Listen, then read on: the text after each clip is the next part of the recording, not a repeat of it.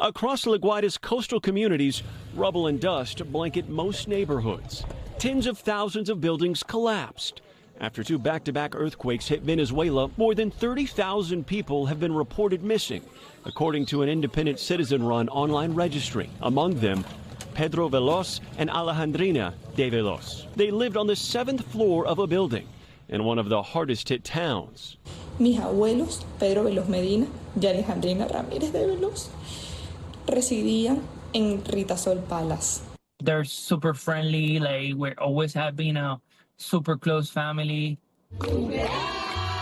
Their grandchildren, Valeria Veloz, who lives in Spain, and Pedro Veloz, who lives in Orlando, Florida, say they're living a nightmare. Now, as international rescue crews have begun to leave Venezuela and some sites are even being demolished, they're worried they'll never be able to get their grandparents' remains back. We just want to find the bodies and just, just get them and cremate them or, bury them or, as everybody should when they pass. International rescue workers told the Veloz family 10 large plates of concrete would have to be lifted to try to find them. We're still waiting for the telescopic machinery to be able to remove the biggest concrete. Part of their agony for 12 days is trying to find a crane or heavy machinery to remove that debris. And they're not alone. NBC News has spoken to other families in La Guaira who were also in desperate need to find loved ones. Some told us operators have charged as much as $2,000. In other cases, there's no diesel to operate them, and many others have warned against crane operators who don't have the necessary experience.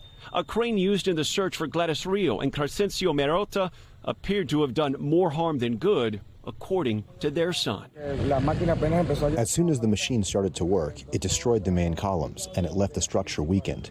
Now, it's so hard to get in, we don't want to put lives at risk.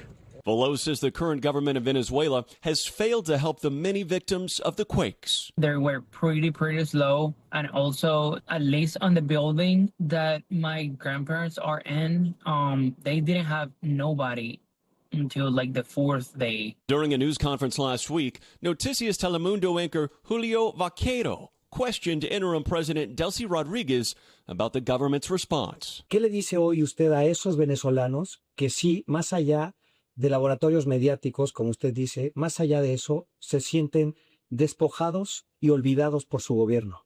Mira, no me gusta generalizar. A mí me gusta hablar con datos, me gusta hablar con la realidad. He tenido también cercanía en los campamentos, en los hospitales, donde han dado agradecimiento. Rodriguez announced over the weekend funds released by the International Monetary Fund would be allocated to reconstruction efforts and immediate assistance for families, especially those who suffered the loss of loved ones and property.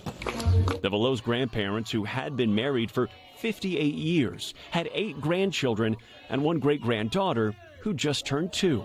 Morgan Chesky, NBC News. We thank you for watching, and remember, stay updated on breaking news and top stories on the NBC News app or watch live on our YouTube channel.